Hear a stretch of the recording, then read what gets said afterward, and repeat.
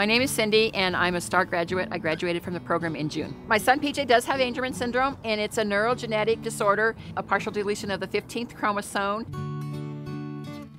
I was a special ed teacher for 15 years. One day, it was a Thursday morning, we were in the cafeteria and we were talking about Wednesday's Child that was on the night before, and somebody asked me if I'd seen this program, and I'm like, no, I can't watch that program because I want them all.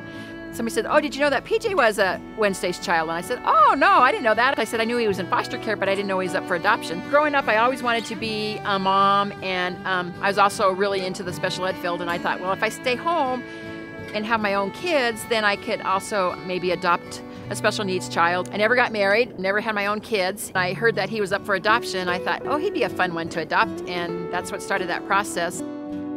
I kind of knew what to expect with Angelman syndrome and the needs that they had, and just because they're so happy and so fun-loving and very social, that I thought he'd be a fun one. A couple times I've done something in my life and I just knew that that was God, and there was no question in my mind that that's what I was supposed to do. I think I got the bigger blessing. It just really confirmed my value in people. I believe that God made everybody and nobody's a mistake, and I just value life, whether it's from conception or somebody with special needs, the elderly, they all have value. I feel blessed that God allowed me to be his mom. When I first adopted PJ, we were at the same school, and so he was in a different classroom, but we had the same schedule, the same school. That school closed 5 years after I got PJ, and it was an all special ed school, and we closed it and moved the kids into the public schools. He finished his high school years in the public schools, and then he went to transition program from 18 to 21 years old, which was all paid by the school district, and we were doing fine. I was doing substitute teaching for extra income, and everything was going great. Well, then he turned 21.